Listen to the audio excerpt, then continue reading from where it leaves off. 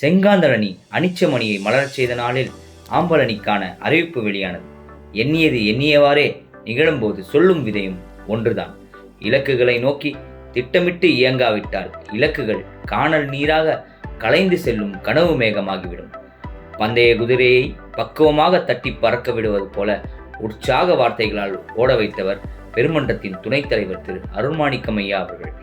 ஆம்பல் அணியை சிலையை செதுக்குவது போல் செதுக்கியவர்கள் பெருமன்றத்தின் சுந்தர் பிச்சை என அன்போடு அழைக்கப்படும் திரு இளங்கோவன் ஐயாவும் செங்காந்தள் அணியின் தலைவர் திரு முருகன் ஐயாவும் அவர்கள். தளபதிகள் தடந்தோல் உயர்த்தி போர் புரிந்தாலும் போரில் வெற்றி பெற களமாடும் வீரமும் கூர்மதியும் கொண்டவர்கள் தேவை.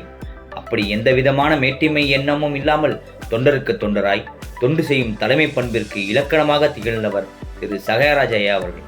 இந்த பகுதியில் இயங்கும் செங்காந்தள் அணியின் ஆளுமைகளை ஒன்று திரட்டி இந்த பகுதியில் தொழிலில் வெற்றி கொடி நாட்டிய ஆளுமைகளை இடைவிடாது சந்தித்து ஆம்பல் அணியை பேரெழுச்சியுடன் எழச் செய்துள்ளார். இந்த பேரெழுச்சியின் சேர்ந்திசையாக பலரும் உழைத்துள்ளனர்.